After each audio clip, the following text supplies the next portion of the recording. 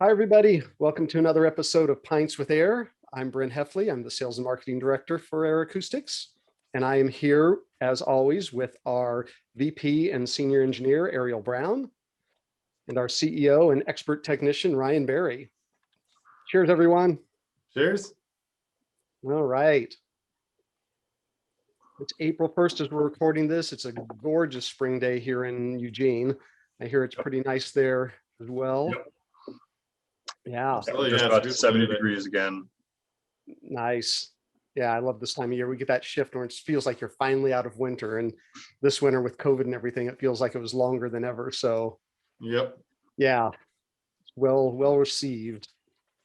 That was a pretty tame April 1st here, though. We didn't have any good pranks here this year like we normally try to do. So, but yeah, that's okay. The day's not over. That's exactly right. Now, I remember a few years ago, we made it one of the controller actually here believed that we filled her office with packing peanuts. So we had taped a bunch of packing peanuts to the window and trailed them out the door to make it look like her office was filled with them. So that was one year, and then another year we put sticky notes in the bottom of everybody's mouses so they wouldn't work. And Nice. we always tried to do something good. I love it. I love it. That is awesome. Saran wrapped the desk one year.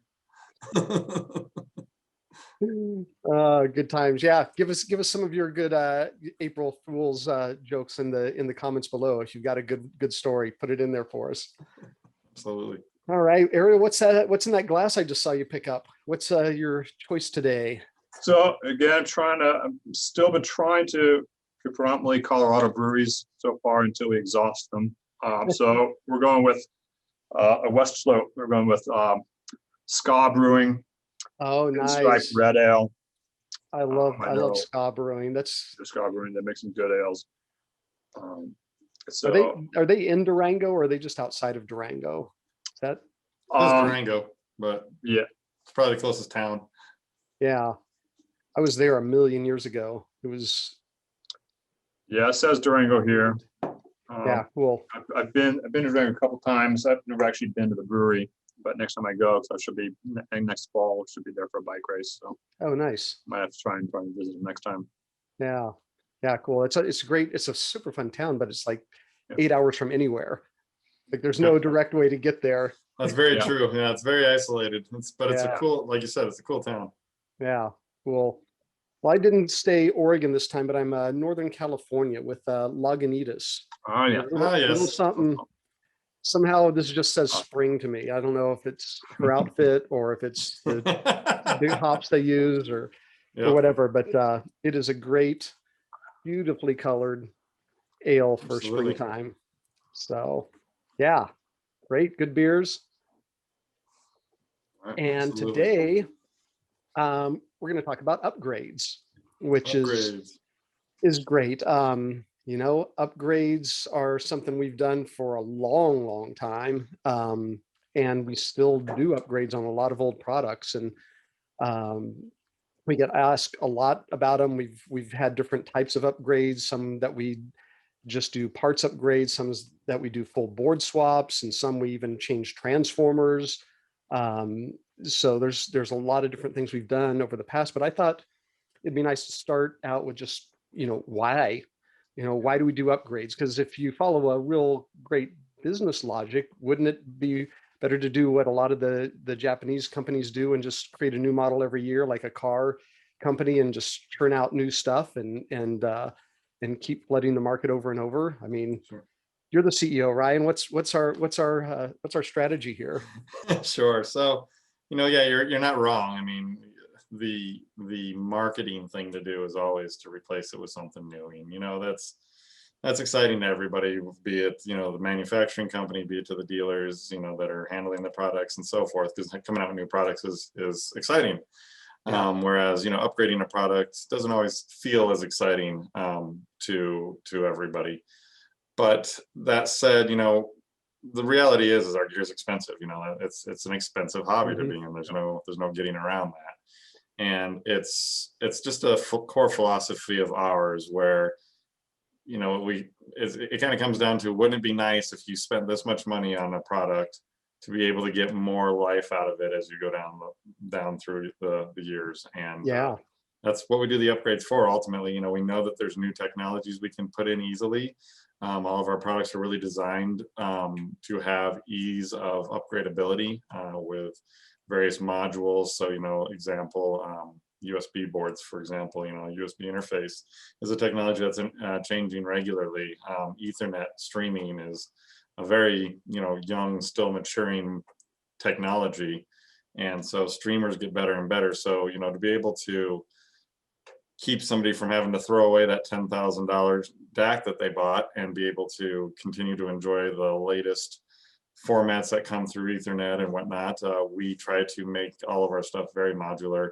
And that's just to give people the value that they put into their products. Yeah, absolutely. I mean, I know, you know, as Ayre owners, we all get excited about an upgrade, right? People out in the world, if you own a piece of Ayre equipment, you're like, sweet, there's an upgrade, because one, you know, it's going to be really effective. It's going to make a big difference, because we don't do these tiny upgrades. It's significant whenever we put one together.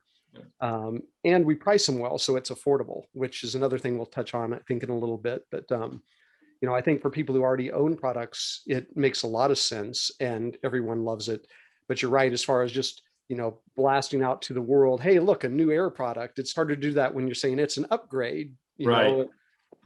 But I know you it's know, something that we definitely talk about in the marketing meetings, you know, and it's just like, well, how do we make this exciting, you know? And right, you know, right. But it's more difficult for sure, but at the same time, you know, when you're just changing a box and you're tweaking some resistors or adding some components, or, you know, making modifications that are not insignificant as far as sound quality goes, yeah, you could sell it as a new product, but it's what we do always have done. It's the core philosophy of ours to treat customers like we want to be treated. So we know what goes in the box, and we feel like it wouldn't be right at times to sell it as a new product, so we don't. right. Wouldn't it be cool if you could do that with your car, like your Jeep or your Subaru? Just take it in and like they just replace half the stuff with brand new $1,000 to stuff. put a new engine in it. Yeah. It gets 150 more horsepower. I mean, I guess you can. It just, yeah, maybe not designed that way. So, you know, one of the questions that kind of comes out of this, Ariel, is, you know, when, you know, we do upgrades on this stuff regularly, like what things do we consider as part of the design process? Like when you're laying stuff out, when you're thinking about it, designing things, like what do we think about in terms of like, oh, you know, we want to make this upgradable in the future? Are there special things that you think about that you wouldn't if you're like, oh, this is going to be, you know, 2 years and we're making a brand new unit? Yeah, that really varies, and you know, that applies more when we're talking about a lot of the newer digital options. And so, like, it's kind of like Ryan mentioned, you know, when we're talking about some of our digital inputs like the USB or the Ethernet, then we're definitely prioritizing a modular approach where it will be easily replaceable in the future. It's just because we know things are going to change, sample rates are going to go up, formats are going to change, such and such. So when we're talking about digital options, yes, that's definitely our priority. When we're just talking about our kind of core analog design, honestly, it's not one of the priorities. You know, we're really trying to optimize just you know, the actual layout, the ideal layout of the analog circuitry. And so it doesn't come into play as much there. Not to say that we haven't done many analog upgrades. I mean, most of our upgrades involve various analog updates, but Right.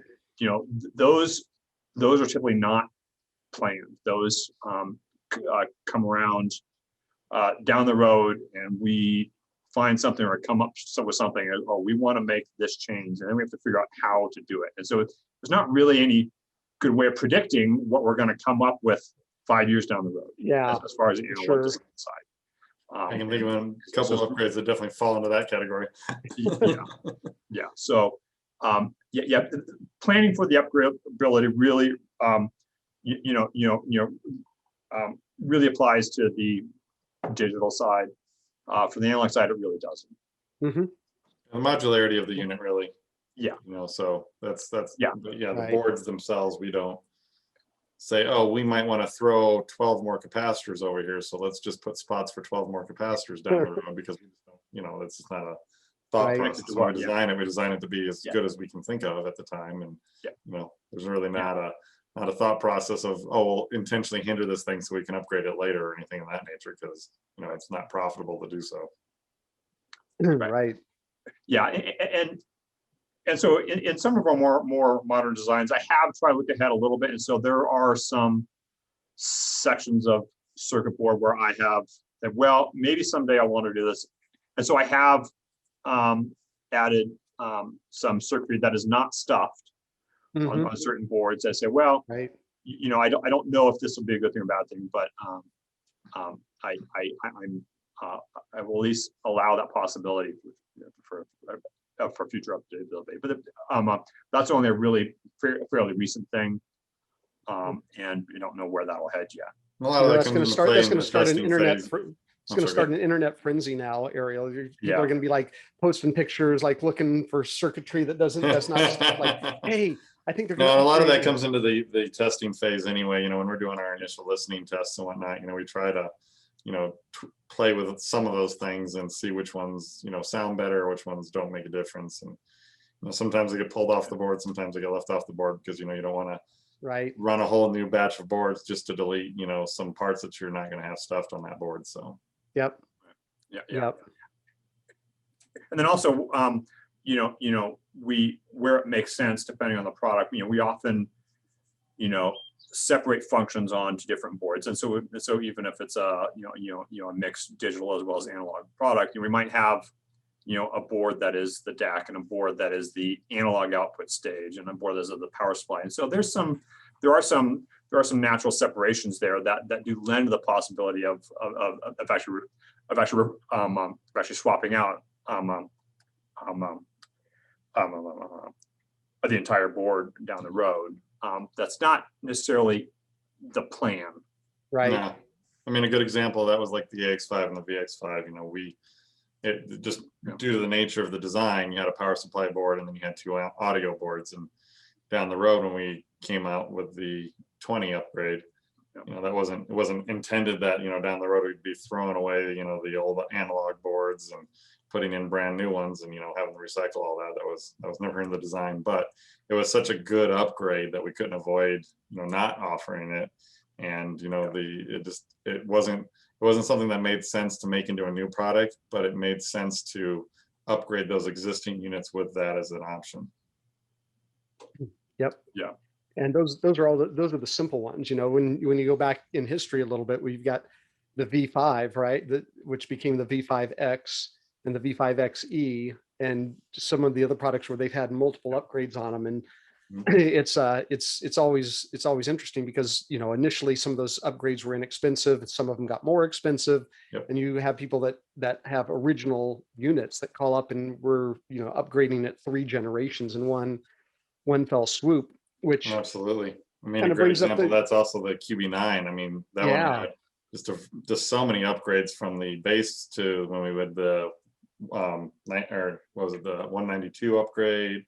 We had the DSD upgrade, we had the 20 upgrade on it. So yeah, it's just gone up and up and up. And you know, that was a good example of an upgrade that we realized where getting to a level of being too extensive was a problem. And you know, that the DSD upgrade in particular was a bad upgrade at first. It just took so many hours of work. I remember I would take boards home at my kitchen table until 2 or 3 in the morning, and I'd be drilling and soldering parts onto those things, trying to keep up with the rush of them all coming in. And we said, oh, this is gonna change. So yeah, you learn a lot as you go. For sure. And that brings up a good point, because I often get asked, you know, hey, do you have kits available for this upgrade? Well, yes, but let's talk a little bit about what is the process. So, you know, you at home, you've got a QB9 that was a 192 unit, or you've got, you know, an original KX5 or something like that, and you want to get it upgraded. So you call your dealer, you call us, and you say, hey, I want to get this upgraded. What's involved with that, Ryan? Like, what happens when it hits air? So it's a pretty simple process. I mean, yeah, obviously they get scheduled in with the customer and they email, and I usually am the one that responds to most of those. and we get them on the books, and the unit comes in, and after that we process paperwork for it, and then it gets put into our queue now. You know, that's the bulk of the lead time in all reality anymore. We've had times again where some of our upgrades took 4 to 6 hours for one unit, and you know, we've Right. tried to get away from that, but we do still have some of our older legacy products that have that as a thing. But you know, it gets in the queue, and you know, we always treat it as a first come first served basis. So whenever the unit comes in, you get put in line with everybody else. When we get to your unit, we focus on its upgrade. The process ultimately involves looking the unit over at first, making sure everything's initially working on it before even doing the upgrade. We perform all the upgrade steps, which can go from anywhere from pulling all the boards out and adding the parts, or replacing parts, or whatever is involved there, or replacing entire boards, reinstalling everything, reprogramming everything, applying any of the non-upgrade updates. So there's some just, you know, reliability or quality of life updates that we've done over the years. We automatically always put those in as well. And then we test the unit like it's a brand new unit that was just made. And that process is fairly extensive because we want to make sure everything goes out correct. So we have an audio precision machine. AP makes a tester for us analyzers, and we use those to measure THD signal and all that, make sure it passes all of our tests, and it falls within our limits. Yeah, we have to hand set all the trim pots to make sure the biases are all set on any amplifiers. All the DCs are hand set because we don't have feedback in our circuits, so we all have to tweak that by hand. And then make sure after it's all tested and good, we'll put it into what we call burn, and that's just essentially having the unit running for overnight, and let it get up to full temperature. And then in the morning we come back and we repeat that whole procedure all over again. So all the trim pots are reset to full operating temperature. The testing's all redone from scratch to make sure it still passes exactly as we expected. And then it goes on to the button-up process, where we then, you know, re-enclose all the parts on it to get the lids and the faceplates and everything else put back on the unit. It's quality checked by 2 different technicians, and then given to a 3rd technician to box it up and get it ready to ship to you. Wow. So that costs like $1 million to do. How can people afford these things? I wish sometimes. Right. No, there's definitely a lot of hours that goes into each unit, where, you know, and everything's hand built here. Everything's, you know, treated just like it was one of our units, and that's the key here. You know, we always want to make sure that it's treated like we owned it. So it seems like in some cases it could actually take more time to upgrade a unit than to build a new one. Oftentimes it does, to be honest with you. So it's not something that we do because we want it to be maximum profitability. You know, as much as I enjoy making sure the bills are paid and everybody has, you know, paychecks and everything, at the same time, we want to make sure that we're treating the customers right. It's a big core philosophy for us, you know, and being a company where, you know, we as employees help run this thing, you know, we're effectively the decision-making body here. We want to do things that is right for everybody. Yeah, no, I mean, I know that's so appreciated out in the world, and I mean, I appreciate it with all the gear whenever I get mine updated. It's great. You know, we do try to make it affordable. So we basically, right now, we take the difference in cost. If you had a QB9 BSD and a QB9 20, and or any of the other products, it's the difference in the cost between the old and the new unit plus $300 to update what you've got, which is, I think, outstanding. I mean, if I had a unit that was 3 years old and something new came out, and it's like, oh, for just the price difference plus $300, I can get this thing, you know, QC'd at Ayre, completely updated. It's just like a brand new unit that rolled off the line and sent back to me. That's amazing. Yep. Right. And we just don't want to, you know, we just never want to punish somebody for being a early adopter of one of our products. Right. So, you know, having that guarantee, you know, that quiet guarantee that if we should come up with something down the road, we're not going to, you know, make you pay so much more just because, you know, you were nice enough to buy our product early. Right. This is not something we want to do here. So No. yeah, absolutely. Yeah. And I think in most cases, don't we then extend the warranty on the product, especially if we get some. Yeah, anything that's related to the upgrade, which, you know, again, in many cases, it's replacing entire boards. So when we're in situations where we're replacing boards with a brand new board, we re-up the warranty another 2 years, or the original 5-year warranty, whichever comes first. But, you know, in most cases, that's long Yeah. past by the time we're doing upgrades on a unit. Yeah, no, that's a good So point. we give them an additional 2 years on the warranty for any of that work, just to make sure that it works for them. And, you know, we always want to stand by our products. Yeah.